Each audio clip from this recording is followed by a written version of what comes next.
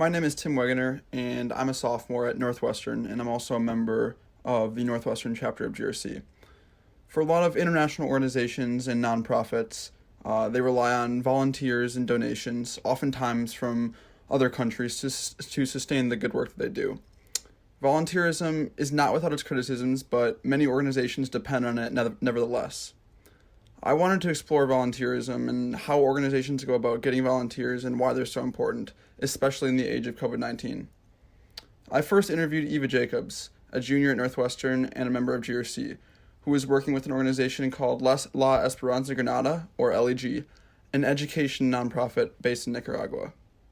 I was hoping you could kind of just give me a general explanation of what LEG is doing, and kind of why you think what GRC is doing with them and what LEG is doing broadly is kind of important. Sure, yeah. So LEG basically works with underprivileged kids who don't have access to a quality education in Nicaragua. And so they have a couple of main programs. So one of them is their learning centers, which is basically just an after school place where they can take kids and both provide them a safe place to stay after school and also help them with some supplementary learning opportunities. And so they help them with, I think, all kinds of different subjects of learning, including English lessons, which I think are really useful for those kids. And then they also help with funding their education for higher education, so for high school and college. And they mostly fund that through donations. And so their work is basically just trying to support kids who aren't getting a quality education through the public school system. And I think that the biggest thing for us helping them right now is that they actually haven't worked with a professional organization in the past to kind of organize their marketing, organize their branding, organize their finances, or anything like that. And so I think just helping them, especially with the perspective of like an American like potential volunteer, because I think a lot of their volunteers are actually tourists, being able to offer them that perspective of like, what's attractive to a potential volunteer, like helping them with even small things like their website, their social media, and things that can kind of draw in potential volunteers, especially people our age, I think is really useful for them. So basically, we've been working with them in a couple of main areas. So one of them is, like I said, their website and social media. One of them is their aggregation tool use. So basically posting on like big websites to advertise their organization. Just because I think that the way that a lot of volunteers actually find these kinds of organizations isn't that they know of them prior. They like go on different websites where they can look at different opportunities and kind of figure out what's best for them. And then last, we're helping them with partnerships. So right now we're kind of looking for opportunities for them to partner either with housing, like hotels, like people that could house their potential volunteers, and also schools and bigger organizations that might be able to provide groups of volunteers that could help them with, instead of having to find one volunteer here and there, having a group that can come in semi-regularly, I think is also a lot better for the kids because they don't have to constantly deal with people coming and going. And so those are our three main areas. And I think in general, just trying to help them with getting things organized, getting things like aesthetically pleasing, since it is like a pretty small organization. I think a lot of the stuff isn't super high level, but it's just stuff that they don't have the time and resources right now to be doing themselves. So it's something that I'm really happy to be working on. I think the entire team is super excited about. Kind of, you touched on this a little bit, but when you're talking about kind of a lot of the volunteers being tourists, I'm kind of curious, does a lot of like kind of the donations, the volunteering, is that kind of like heavily focused on Americans, or is it something that has traditionally been based in Nicaragua that they're trying to expand in America? Just kind of what you thought about that. You mean like who's donating the money? Yeah, like who's donating, kind of who's like what their goal is in terms of targeting how to get more volunteers. Is that a something that's targeted at like Americans or something that's targeted at Nicaraguans, I guess? I guess like not specifically Americans, but they have mentioned that in the past, a lot of the people that they bring in as volunteers are actually not permanent residents of Nicaragua. So they're not necessarily American tourists, but there's a lot of people that come in for a couple of months and are looking for kind of a low cost volunteering experience. So I think that includes Americans, that includes like young people, Europeans.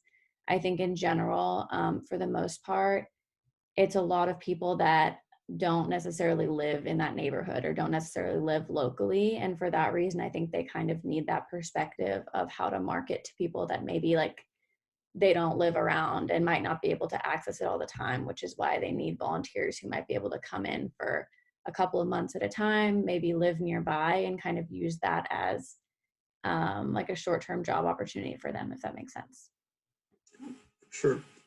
Um, One thing that I talked to another member of like your team, and he mentioned Michael? that yeah, and he mentioned that like LAG was struggling, especially with like COVID, like getting volunteers into Nicaragua because like obviously traveling is shut down. I was curious if like GRC had, if your team had like thought about that at all. Yeah, so that's actually one thing that I really want to focus on right now.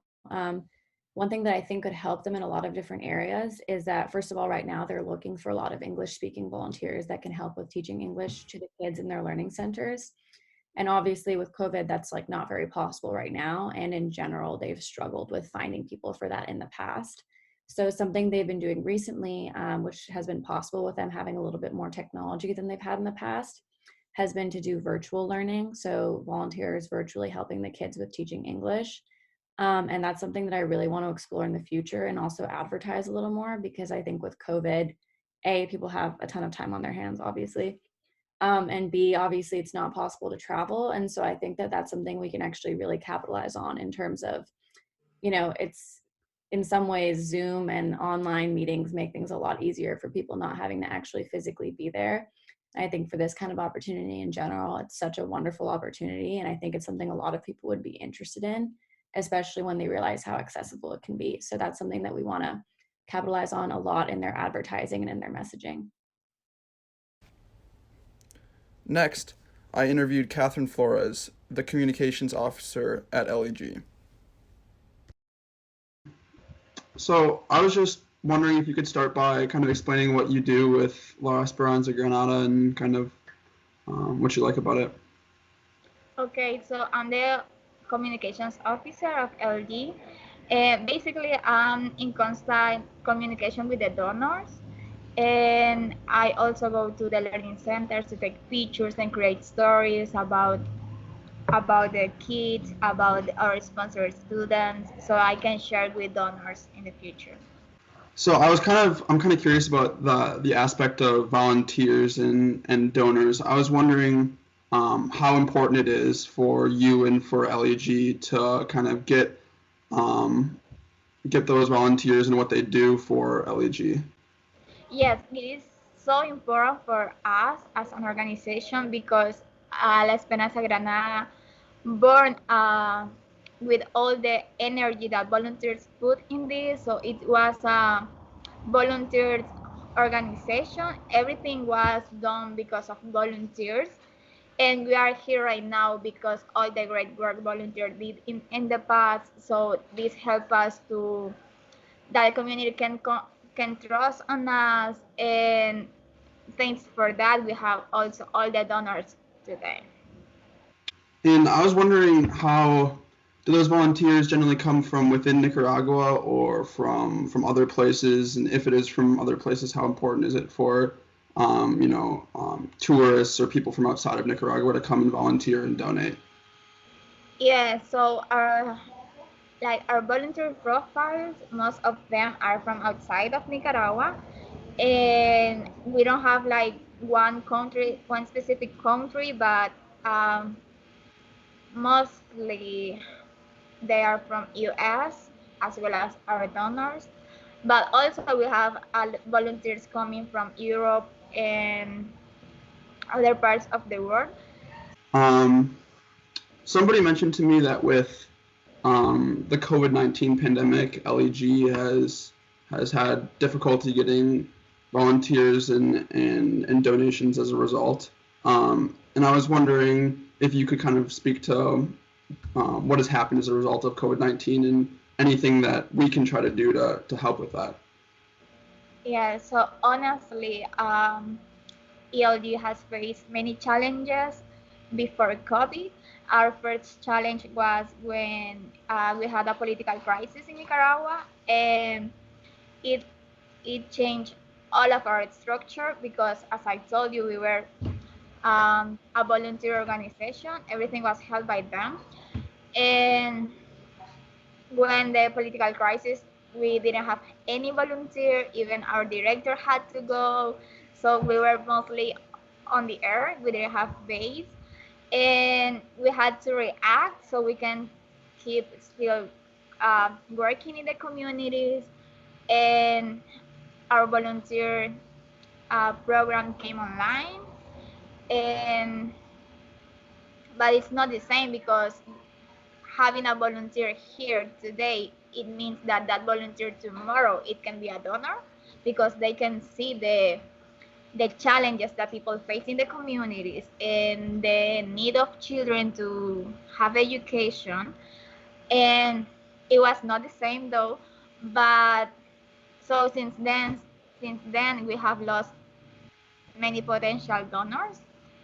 And now this year everything was fine. We had our first group of builders. They built two houses of two families of one of two children in that assist in the learning centers. And it was so exciting, and we were and we were so happy to see what else what we what we will to have in the year. And sudden and we had many volunteers, I have to tell you. And we were having a lot of volunteers at that time. Like um, it was like in the past before the crisis, political crisis, and then suddenly it was COVID-19. And when COVID-19 it hit Europe and US, we were fine. We still had volunteers, and the volunteers were telling us we are not leaving Nicaragua because in Nicaragua, and there's no chance that COVID can come here. And we were saying like we were hoping that. And then we had the first case in Nicaragua. I think it was in March 15th, and all of our volunteers had to go. And it was so sad. There were many tears because it was again Esperanza Granada coming down. Um, we had to close the learning centers. We had to close a reform program that we had in the high school. And it was so challenging, but I'm so happy that we could make it. We were closed 4 months. Um, our donors, I have to thank them because they came with this program, Rice and Bean projects, so we can help the families because the families also were losing their jobs because of COVID. And this program helped us to be back in the community. And volunteers were seeing that we were back, and they say, okay, we can help you online. And then we opened the learning centers. They were online helping us with the English teaching online volunteer. And I mean, I have to tell you, there were challenges, yes, but we could make it. Yeah, that's awesome to hear. Obviously wish you the best of luck. I was wondering what you said earlier about the political crisis and that forcing LEG and the Learning Center to move online. I'm curious if you could tell me a little bit more about just like when the political crisis was and how that affected LEG and why that affected so many volunteers. Yes, so the political crisis was in April 2018. And yes, it affected us a lot. It changed all of the structure that we had.